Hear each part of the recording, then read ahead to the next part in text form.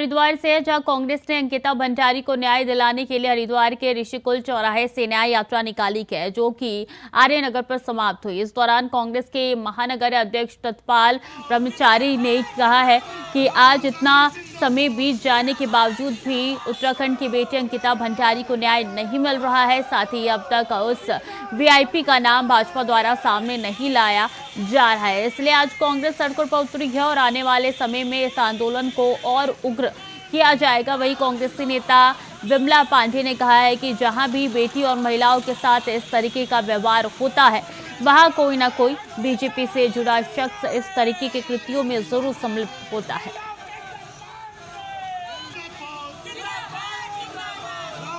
अंकिता भंडारी के जो असली हत्यारे हैं उनको गिरफ्तार करे सरकार। वीआईपी का नाम भी ले दिया उसकी माता और पिता ने, तब भी गिरफ्तार नहीं कर रही है सरकार। उसके विरोध में आज ये पैदल मार्च, न्याय यात्रा। निश्चित तौर पे कोई न कोई बड़ा वीआईपी है जो आज तक ना गिरफ्तारी हुई है, ना उसका नाम सामने आया है। तो हमारी मांग है, कांग्रेस की मांग है, उत्तराखंड कांग्रेस अध्यक्ष के निर्देश पर आज हम लोगों ने हरिद्वार में, पूरे प्रदेश में ये आज न्याय यात्रा के रूप में हम इसको चला रहे हैं। तुषार हमारे साथ जुड़ चुके हैं ज्यादा जानकारी के लिए। तुषार, ये न्याय यात्रा कहां से शुरू हुई, कहां पर समाप्त होगी, क्या जानकारी?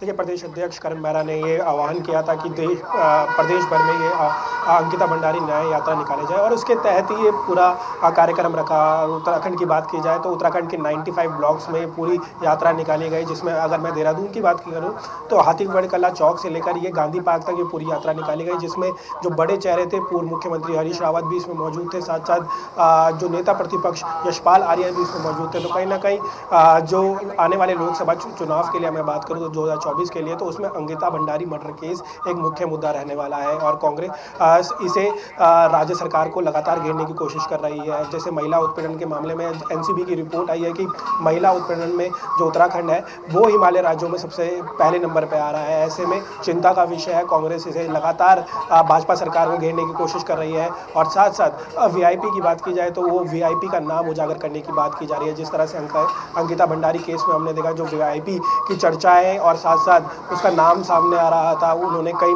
भाजपा नेता के ऊपर भी आरोप लगाए थे, वो उनको उन पर कार्रवाई की जाए। साथ साथ जिन्होंने बुलडोजर चलाया था, जिस तरह से हाईकोर्ट में जो बुलडोजर ड्राइवर था उसके जो बयान दिए गए थे, उसमें उन्होंने कहा था कि जो यमकेश्वर की विधायक है और साथ साथ जो एसडीएम थे तत्कालीन, उन पर कार्रवाई की जाए। उन्होंने उनके ऑर्डर के तहत ही ये जो रिजॉर्ट है वो तोड़ा गया था और साक्ष्य मिटाने की कोशिश की गई थी। तो कहीं ना कहीं अब कांग्रेस हमलावर होती हुई नजर आ रही है। लोकसभा चुनाव से पहले अंकिता भंडारी केस जो है वो चर्चित रहने वाला है और ये मुद्दे को लेकर ही जो कांग्रेस है वो जन जन तक पहुंचेगी और इसी के तहत जो पूरे जो प्रदेश भर के जो ब्लॉक हैं वहां पर ये यात्रा निकाली गई और सरकार को सचेत किया गया कि न्याय दिलाने के लिए महिला उत्पीड़न के मामले में साथ साथ कहा जा सकता है कि जो महिलाओं की सुरक्षा बढ़ाने के लिए वो सचेत हो जाए, वरना जो जनता है उन्हें गिराने का काम करेगी लोकसभा चुनाव में। जी, ये बताइए तुषार, ये न्याय यात्रा कांग्रेस की तरफ से निकाली गई है, तो क्या इसमें अंकिता के परिवारजनों को भी शामिल किया गया, उनको भी निमंत्रण क्या भेजा गया था? किसी तरीके की जानकारी कोई मिल पा रही है क्या? देखिए, ऐसी तो कोई जानकारी नहीं है। ये कांग्रेस की तरफ से की ये यात्रा निकाली जा रही है, लेकिन जिस तरह से मैंने कहा कि लोकसभा चुनाव 2024 का ये मुख्य मुद्दा रहेगा। अगर उनकी फैमिली को अगर राजनीति से हटा दिया जाए तो कहीं ना कहीं अंकिता भंडारी जो मेन फोकस है कि उसे न्याय मिल सके, क्योंकि आने वाले समय पर भी हमने जिस तरह से पूर्व मुख्यमंत्री हरीश रावत से जिस तरह से वार्ता करी थी, उसमें उन्होंने कहा था कि अगर हमारी सत्ता आएगी लोकसभा चुनाव के बाद तो हम ऐसी प्रणाली बनाएंगे और साथ साथ महिलाओं के उत्पीड़न करने में बिल्कुल ढील नहीं छोड़ेंगे। उनको इसमें जो दर है उसमें कमी देखने को मिलेगी। साथ साथ जो अंकिता भंडारी मर्डर केस है उसमें एक नए तरह से जो जांच है वो शुरू की जाएगी। अगर हमारी सरकार आएगी तो कहीं ना कहीं राजनीतिक मुद्दा इसे बनाया जा रहा है लोकसभा चुनाव के लिए। अगर उनकी फैमिली को निमंत्रण दिया गया है तो कहीं ना कहीं राजनीति से उन्हें जोड़ा जाएगा। अगर आने वाले समय में भी अगर देखा जाएगा कि उनकी फैमिली अंकिता भंडारी की इसमें जुड़ती है तो कहीं ना कहीं जो राजनीतिक मोटिव है उसके तहत ही जोड़ा जाएगा, क्योंकि 2024 लोकसभा चुनाव का जिस तरह से मैं कह रहा हूं कि वो मुख्य मुद्दा रहने वाला है अंकिता भंडारी, और इसी के तहत जो कांग्रेस है लगातार यात्रा निकाल रही है। और आज जो 95 ब्लॉक्स है उत्तराखंड में, वहां पर ये यात्रा निकाली गई और मकसद यही था कि राज्य सरकार को इसे तय किया जाए, साथ साथ जन जन तक ये पहुंचाया जाए कि अंकिता भंडारी को अभी तक न्याय नहीं मिला, वो वीआईपी कौन है, कि उसका नाम सरकार उजागर करे, साथ साथ जो तथ्य जो वहाँ पर रिजॉर्ट में थे उन्हें मिटाने की कोशिश करी, उन पर कार्रवाई की जाए। तो कहीं ना कहीं अभी भी अंकिता भंडारी केस जो फिलहाल 2 साल से ऊपर हो चुका है, उसकी जो चिंगारी है अभी भी जलती हुई नजर आ रही है, और इसे लोकसभा चुनाव में जो कांग्रेस है उसे जन जन तक पहुंचाने की कोशिश करेगी, और कहीं ना कहीं जो भाजपा सरकार है उसका दुष्प्रचार करेगी। जी, तो ये यात्रा अभी कहाँ तक पहुंची है और इस यात्रा में कितने कांग्रेस के कार्यकर्ता या लोग शामिल हुए हैं? देखिए, जिस तरह से मैंने कहा कि ब्लॉक स्तर पे ये पूरी यात्रा निकाली गई, अलग अलग ब्लॉकों में ये यात्रा निकाली गई। जो वहाँ के जिलाध्यक्ष थे, साथ साथ बड़े नेता थे, वो वहाँ पर मौजूद है। देहरादून की जिस तरह से मैंने बात करी कि वहाँ जो प्रदेश कांग्रेस कमेटी द्वारा यहाँ पर जो यात्रा निकाली गई, उसमें पूर्व मुख्यमंत्री हरीश रावत मौजूद रहे, साथ साथ नेता प्रतिपक्ष यशपाल आर्या रहे, महिला प्रदेश कांग्रेस की जो अध्यक्ष है वो इसमें शामिल रही। तो कहीं ना कहीं महिलाओं के जो उत्पीड़न हो रहे हैं और साथ साथ अंकिता भंडारी केस को लेकर लगातार जो कांग्रेस है मुखर नजर आ रही है, और हाथी बड़कला से लेकर ये गांधी पार्क तक ही पूरी यात्रा थी, और आज ये यात्रा निकाली गई है। प्रदेश अध्यक्ष करण मारा का ये भी कहना है कि 25 जनवरी को एक और यात्रा निकाली जाएगी इसी तरह अंकिता भंडारी को न्याय दिलाने के लिए, और जब तक कांग्रेस लड़ती रहेगी, जब तक अंकिता भंडारी को न्याय नहीं मिलेगा। लगातार सुनवाई हो रही है इस मामले पर, और के बाद एक फैसले भी आ रहे हैं, वो हम जनता तक भी पहुंचा रही है।